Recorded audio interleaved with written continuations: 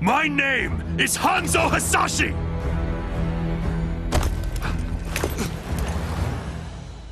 You killed my wife, my son, and then you burrowed your way into my head, misdirected my vengeance, cost me my one chance to have them restored! Prepare to die. Hey guys, and welcome to another Fairly Standard review. I'm currently quite late on this review, so I'm sorry about that, but I've been really busy with other things, work, and I've been very, very much busy, so car troubles and all that, so sorry that it's very late, but, you know, what are you going to do? Mortal Kombat X. Does it build on what MK9 did so well, and even some things that it borrows from Injustice? Maybe? First thing I'm going to talk about is the offline modes, or single player content. This time around they have Living Towers, which is also a bit of online, but I'll get to that part later. The single player Living Towers are the traditional towers, which include the Classic Tower, the Survivor Tower, Test Your Luck, Test Your Might, and Endless Tower. All of these are fun, especially Endless and Survivor. Those are quite fun to try and get as far as you can without, you know, biting the dust. Most of your time will probably be spent on the Classic Tower. Mainly because that one actually allows you to get the character endings as well.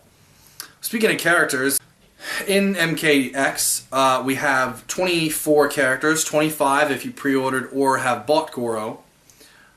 Each character having 3 variations, and each one bringing a little bit of something new to the character or changing a little something. Like for example, Katana. Katana's one variation allows her to borrow some of Jade's moves, like her glaive and her stick, or her staff, sorry.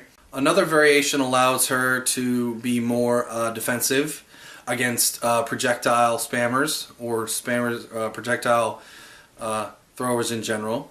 Her third variation allows her to be a bit more offensive with a couple of full screen moves and a fan buff.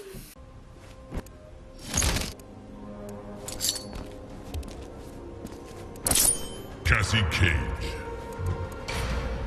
Katana.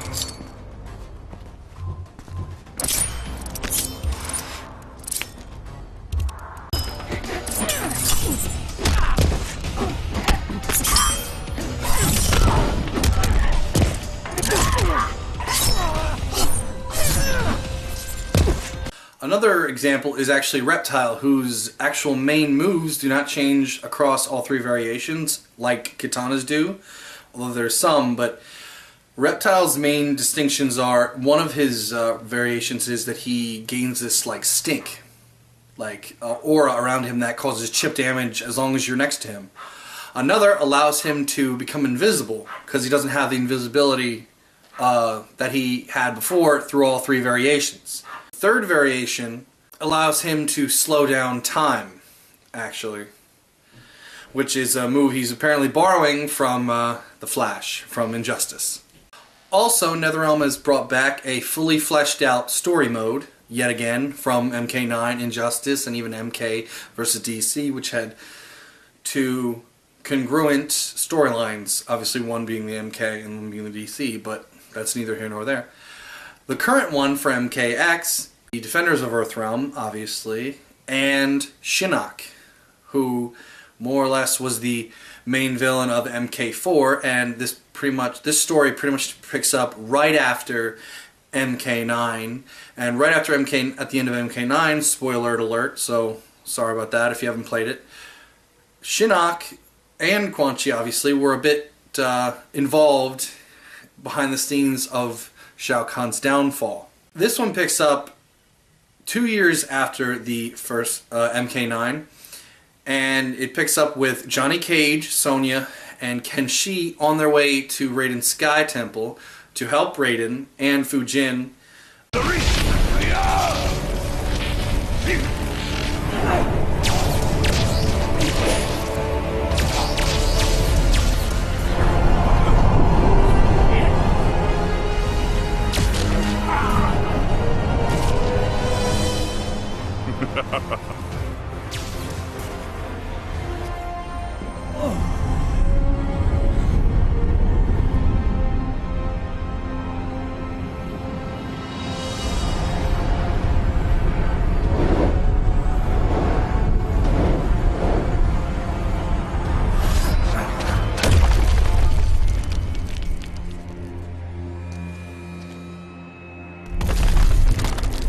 You see it now, Raiden. Your legacy. Protect it from Shinnok, who wants to, more or less, absorb all of Earthrealm's power for himself. I liked the story mode. I very much enjoyed how well, more or less taking from MK9 Injustice as well, giving you a single chapter of 4 fights and giving you a bit of time to learn about each character. Now, this one actually focuses a bit more on some of the younger characters and a bit more on Johnny Cage and Sonya Blade and their little family, as well as some of the newer characters for the Special Forces, which are Cassie Cage, who's the daughter of Johnny and Sonya, Cassandra Cage, Jackie Briggs, or Jacqueline Briggs, who's the daughter of Jackson Briggs. You are spawn of Jackson Briggs. And damn proud of it. I know what you did to him. We took your father's arms. We will take all of you. Kenshi's son, Takahashi Takeda. Takeda, your father is not your enemy. 10 years. No visits. Nothing. You abandoned me. I did not abandon you. I was 8. My mother had just died. Now you come back? Think you can jump right in as the proud dad? Son, To hell with you. Kung Lao's cousin, Kung Jin. blood of Kung Lao, descendant of the great Kung Lao, a common thief. Did you think you could walk unimpeded into my temple and walk out again without my complicity? You wanted me to attack you. Why? To release your anger, make you amenable to reason. It make me feel like shit. Who are pretty much the younger and sprightlier new combatants who are obviously going to be carrying this this franchise into, well, on after the older combatants retire, or at least in the story part, that's what will happen. You're all here because you deserve to be. You're beautiful and unique snowflakes. Now, as I'm sure you're unaware, judging from the lack of gift cards, today is our team's 6-week anniversary. Secretary Blake says he's pleased with our progress. You could spit in his hair and he'd be pleased with our progress. He was smart enough to have Mr. Cage put this team together. I'm glad the Shura Ryu chose me to join. New places, new faces. As the secretary pointed out, us older folks are going to retire someday. So it's time for your generation to step up. Shaolin, Shirai Ryu, SF. Together. I liked the story. I wish there had been a bit more filler. And what I mean by that is there's some very good character moments. One of my favorite chapters actually deals with Jax and him having to deal with being a former Revenant. Welcome home, Jackson Briggs. This hell is not my home. Then why be fool enough to return? I got a family to protect. Quan Chi reunited me with my family. He will do the same for you. Along with Sub-Zero as well in an earlier chapter, I think it's chapter 3, where you have to deal with him, and there are some very good character moments. There's a lot of great moments throughout the story, but the story, the only shortcomings that I found were that it's kind of, in a way, all over the place. There's no real sense of what's going on or where we're headed. Unlike MK9, which had a clear sense of what was going to happen, because in MK9, in the beginning, you knew Raiden was about to die. So when he sends his I guess, memories or whatnot, flashes of his memory back to his older self, or younger self, sorry, you knew the stakes. You knew what he needed to do. He needed to change something, or else everyone was going to die, and Shao Kahn was going to pretty much take over the realms. In this one, there isn't that.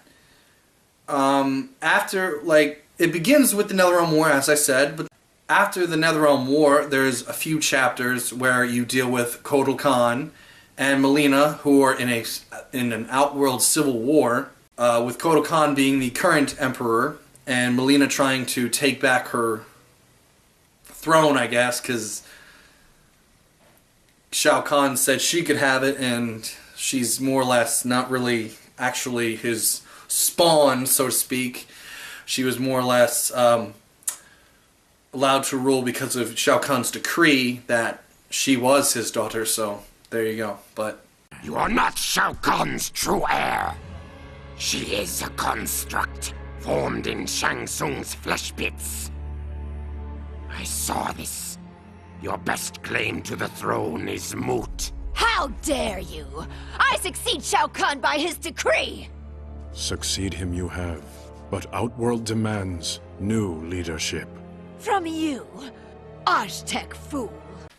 another small thing I had a problem with in the story was I wish some of the characters had more development, especially some of the newer ones, like Aaron Black, who gets like maybe 4 actual minutes of time, you know, in story mode to actually, you know, show us his personality, and we get nothing from him more or less. Fehrly gets barely any time, except that, you know, these newer characters for Outworld, not the Earthrealm ones, they get a lot of time. As I said, Cassie's team gets quite a bit of the time. But like Aaron Black, all the new Outworlders like Aaron Black, Fehrly, Devore actually gets a good amount of time. She has a good amount of backstory in this one. She's a major player in the story because she along with Kotal Khan are major players because she's pretty much his right hand in essence, like how Shao Kahn had Shang Tsung. Kotal Khan's right hand is Devore. But other than that, I like the story. I just wish there had been more to it and a more clearer sense of where we were heading. Also in story mode, there were some little cameos and some bigger cameos, because I don't know if you can really call them cameos. Stryker, Sindel, Cabal, Smoke, Bo Raicho, Serena, Li Mei, Baraka. There's a bunch. I mean, there's a bunch of cameos and whatnot, and blink it and you miss it character appearances from the past. So that's a fun little part if you know a lot of the lore of MK. So it's like you go, ooh, there's that guy, or hey, there's him. So it's fun. Also, you do get the chance to fight some of these NPCs like Rain, Baraka, and Sindel. And I don't have a problem with them not being in the game, like as a playable character for me or you, because more or less they only have their movesets from MK9. So they have new outfits, yes, and new designs, but they just have their moveset from the last game. Nothing has changed from the last game of their movesets. All that has changed is their outfits, more or less, and that's it. So they're there for the fun fact of going, hey, look, there's Rain. Oh, I can fight him? Cool. Oh, look, there's Sindel. Oh, I can fight her? Cool. More or less like that. And oh, look, there's Baraka. I gotta fight him? Oh, fuck, I hate Baraka. But more or less, that's it for story mode. One last thing about story mode. Peppered throughout are small little QuickTime events. And these are actually a lot better than they were in Injustice. In Injustice, they were kind of they actually had a tiny little impact on your fight. As an example, when Batman was about to fight Lex Luthor, you know, he'd throw his batarangs, and if you connected enough, that would cause Lex's health bar to be a little lower. That was kind of, it was fine, but like a couple of them were kind of stupid, like Superman's at the end when he was fighting Black Adam, and Black Adam's pretty much in traffic pulling cars, throwing them at him, and Superman, for some reason, the good Superman is zapping them. They figured out what to do, and they actually have very good quick time events, which are good. They're a lot of fun, because if you don't actually interact with them, doesn't matter. It's still a very entertaining scene. It's just your character is probably going to get his butt whooped. If you do interact, then your character takes control, pretty much, and whoops some ass.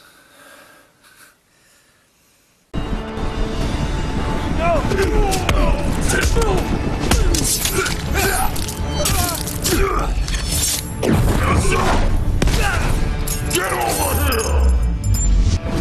Damn, I'm dead.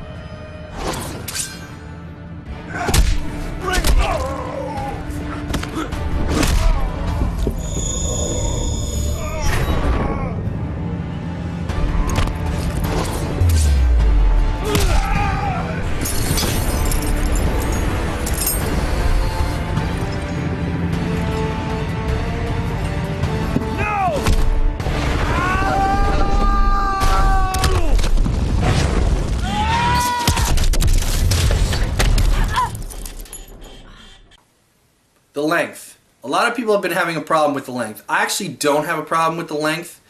I have a problem with... I wish there had been more of a clear direction with the story. And I wish there had been more character moments than there were. The ones that were there were good, but I wish there had been more.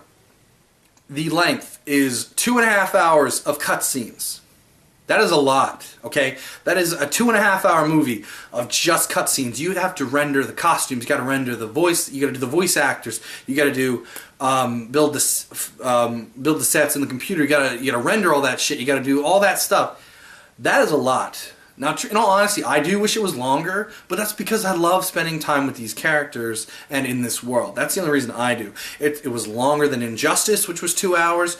It's longer than MK9, which was an hour and 50 minutes, rounded up in 2 hours. It's longer than MK9 is, which is a lot of people's like, oh, it's not longer. Yes, it is.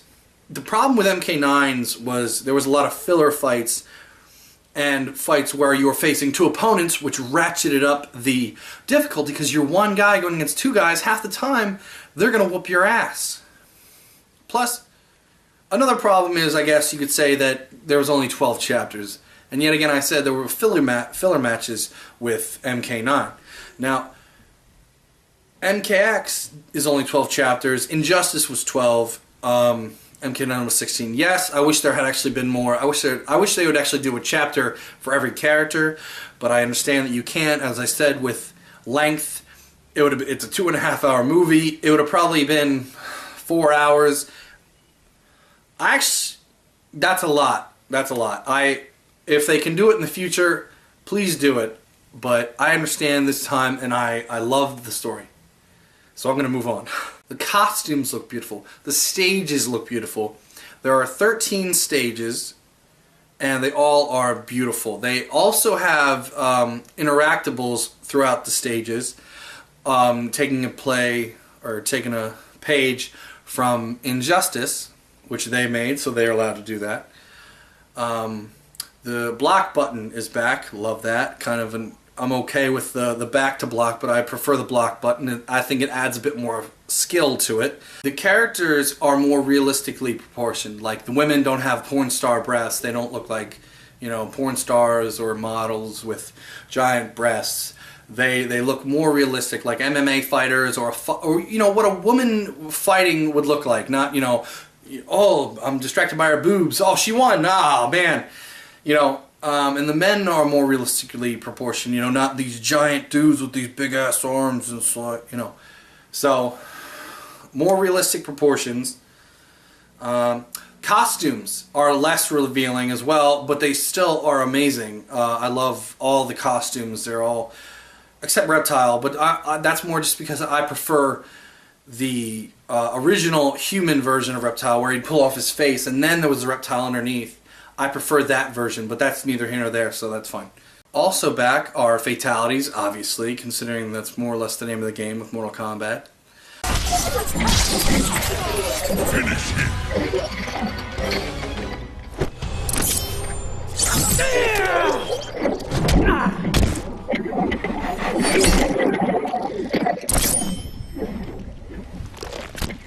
Kitana wins. Fatality. Yeah. Fatalities. Brutalities make an interesting return. I didn't actually like the way they looked when they were revealed. But now, after having played with them and using them, it is a lot of fun to use them, especially if you're online and using them against someone after a really long combo. It feels really good because they can't quit until after it's over. So that's a nice thing. No friendships, no babalities, quitalities, speaking of online, they are quitalities, so if you rage quit in the middle of the match, your head will explode, and it's fun. Faction kills are a new thing, and along with faction kills, at the beginning of the game, once you boot it up, there's going to be a screen that says to pick your faction. Now there's 5 factions. There's Lin Kuei, White Lotus, Brotherhood of Shadow, Special Forces, and Black Dragon. It's like a mini game. Everything you do is more or less given points towards your faction.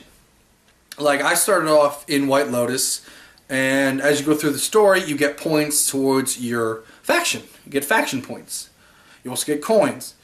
But the things that help the faction are faction points and war points, which you will get through completing towers, completing living towers, the online ones as well, all those towers, completing the story. And there's also weekly invasions where like Outworld will invade Earthrealm, or the Elder Gods will invade, or like Chaos Realm, Order Realm. All of those will happen and help you, you know, with your war points and building up your faction. And this happens every week. And at the end of the week, whoever wins, there are 5 faction kills. You get 4 once you get up to level 50. The 5th faction kill comes if your team wins that week. Well, not that week, but if your team wins a week and you're part of the winning faction and you've actually contributed, you get that 5th faction kill. In the online section, there's player versus player 1v1s. There's ranked matches. There's King of the Hill is back. Test Your Luck is now actually online, which is fun. There are also team battles. Say you're a part of White Lotus and you have a couple of friends, or just you want to, you know, do a team battle with random people. You'll have 3 White Lotuses versus, you know, 3 Black Dragons, or, you know, 1 White Lotus and like a Black Dragon and a Brother of Shadow against another team. Some of them are specific to your faction, and then some of them are just like ranked and regular player ones. So they're all fun. They're 3 versus 3 and I think 5 versus 5. They are fun. With online comes lag, and in MKX the lag is actually not that bad. Not as bad as it was in MK9. King of the Hill is actually quite good this time around. Most of the time the connection is perfect, beautiful, especially if you have all players in the room at one time. Most of the time player matches are perfect. I've only had problems when the person's ping is below red. Spamming is back, obviously. When are you going to get rid of spamming? Liu Kang's, Sub-Zero's, Scorpions, spamming a lot. But obviously if you're good at it, you can go around it and beat it. I have, but it's still annoying, and it gets to be a pain. Something else that has returned is the Crypt, though this one is very different from the previous. It's a first-person RPG-like thing. And I say thing because I can't think of the right word right now, but more or less you're going to be, you know, collecting coins to get things like alternate costumes, concept art, fan art, all these things, brutalities. But it's also a little bit of a challenge, because in the Crypt you need to find things like Raiden's Lightning Staff, or Scorpion's Spear, Sub-Zero's Ice Ball, Liu Kang's Fireball, Kung Lao's Hat, because there are certain areas that are hidden off from you that you can only get to if you have these items. And that is fun. And there is a lot to do in the Crypt. There are a lot of areas and sections of collectibles that you can get. So that's a fun little thing that I still have yet to completely unlock, but it is a lot of fun and I'm enjoying it. Last but not least are the microtransactions. Now, I don't really have a problem with them. I mean, I have a problem with them being in the game, but they're in the game, so I can't change that. But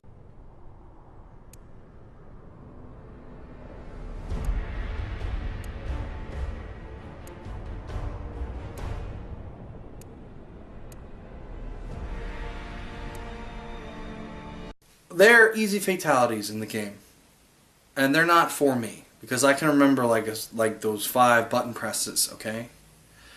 They're for the people who have problems remembering those button presses when that like pressure is on. Like if they win an online game when they don't normally win, and they're like, oh god, what about up, down, left, no, and they miss out. It's for those people, and if those people want to spend money on it, that's their problem. Okay? Not your problem. If you're not going to buy them, then why are you bitching? Okay? They're in the game. You can't change that now. Okay? Plus, you can actually even get some in the Crypt. Okay? So what's your problem? Okay? Leave them alone. You can't change that right now. Oh, we can change for the future. Not really. If they want to do something, they're going to do it, okay? Also, last thing, my thoughts on Goro. If you knew you were going to get the game, why didn't you just pre-order it and not bitch about not getting Goro? Okay? They announced Goro like 2 to 3 months after they announced the game was going to be pre-ordered. So why didn't you just pre-order it? That would have been like what? 8, maybe 7 months to get $7 or $60. Okay? What this game costs. That's like $10 a month that you would need to save, okay? Why didn't you just pre-order it? If you're going to get it anyway, why didn't you just pre-order? Okay, that's it. My final thoughts are, I love this game. It is one of my favorite fighting games now. Other than, you know, I love all MKs, like, but this one actually, with what it does, it stands above MK9 in most regards. MK9's story was a little bit better because it was more focused. You knew where it was heading and what had to be done.